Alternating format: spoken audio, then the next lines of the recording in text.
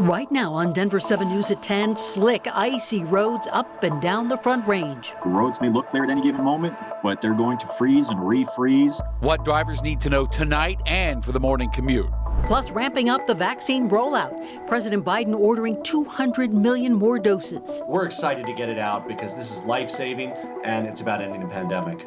What it means for Coloradans and how soon you'll be able to get your shot. And a search and rescue group scrambling after a thief makes off with thousands of dollars worth of equipment. Whoever broke in, they got in there relatively quick and they grabbed as much as they could, as quickly as they could to get out. How you can help support these volunteers and their life-saving work. We're going to start with a live look at the roads tonight, and things aren't great. That blast of snow followed by the below freezing temperatures means roads are icy right now. And we've had some pretty ugly wrecks today. This is what it looked like on I-25 near Loveland. This was this afternoon. More than 17 vehicles crashed. 6 people were taken to the hospital, thankfully only with minor injuries. I-25 is open at this hour, and all over the state it is just icy in spots out there. Yuck. All right, welcome to Denver7 News at 10. I'm Shannon Ogden. Good evening, I'm Ann Trujillo, and thank you for joining us on this chilly Denver7 Weather Action Day. Let's get right to our friend, Chief Meteorologist Mike Nelson. Mike, the snow's moving on, but the cold is here really solidly through that morning commute. And that'll mean tomorrow morning is icy as well, especially streets, sidewalks, bridges, ramps, shady areas. Watch out for that.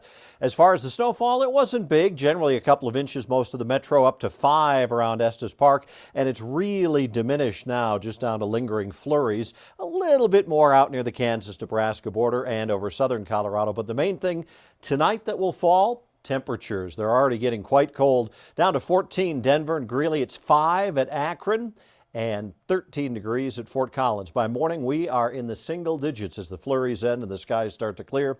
That means some pretty icy roads for late tonight, early tomorrow.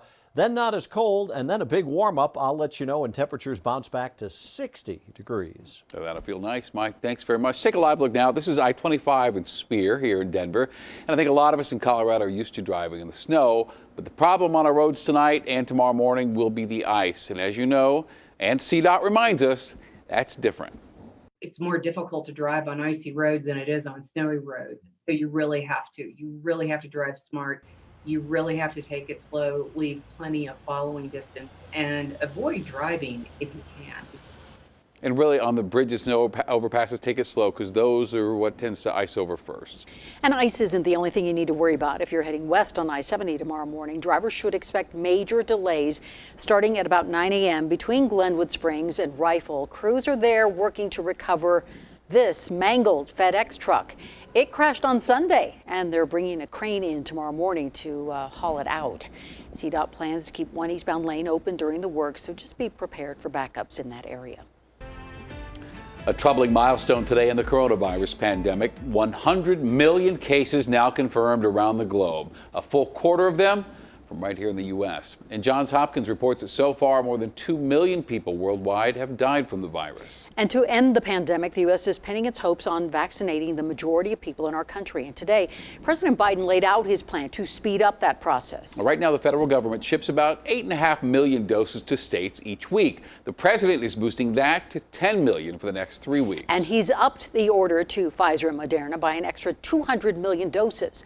That would be enough to fully vaccinate 300 million people, just about everyone in the U.S., by the end of the summer or early fall. So what does that mean for you, you'd like to know? Denver7's CB Cotton takes a look at how the changes could affect the vaccine rollout in our state.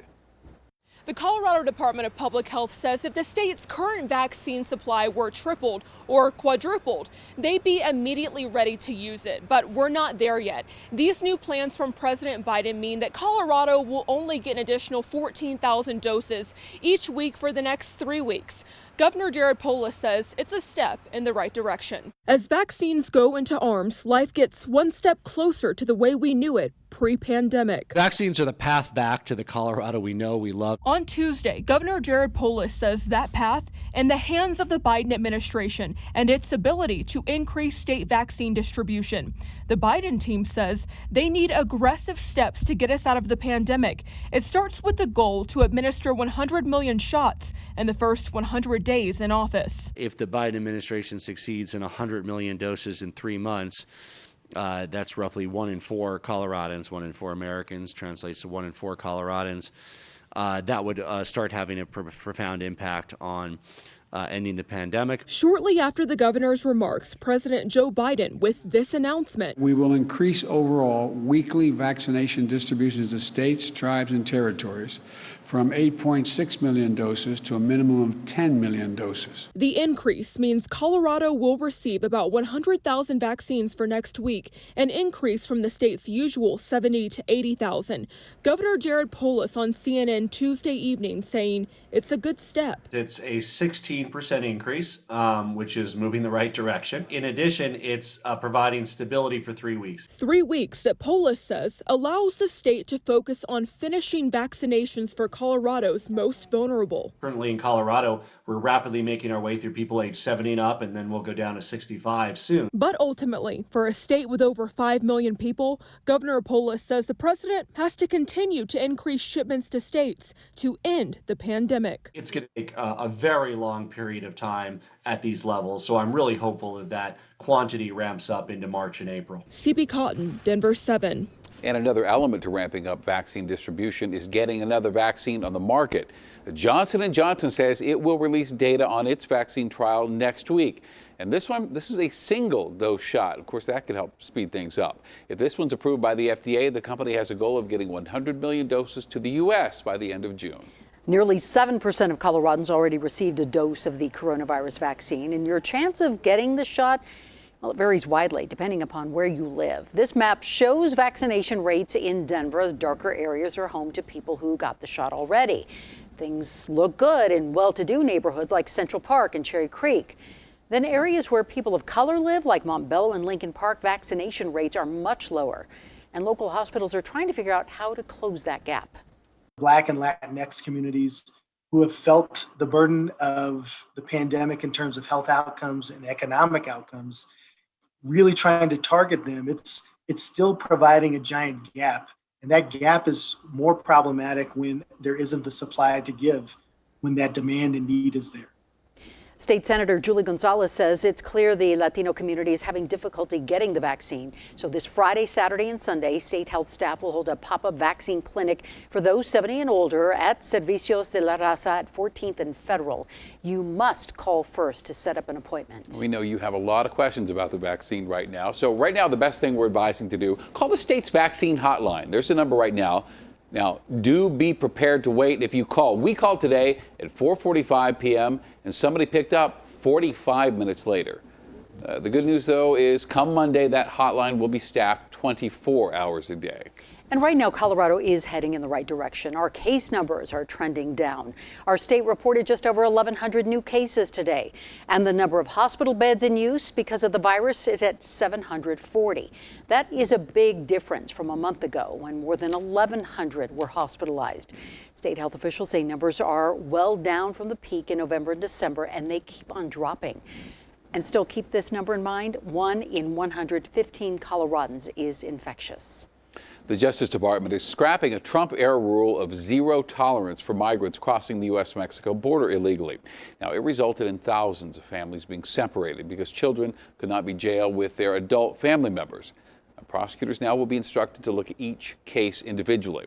But President Biden's immigration reforms hit a bump today. A federal judge temporarily barred the government from creating a 100-day pause on deportations. That deportation pause was a key campaign promise for Biden. Today, senators were sworn in for the second impeachment trial of former President Donald Trump, and there are early signs it may not lead to a conviction.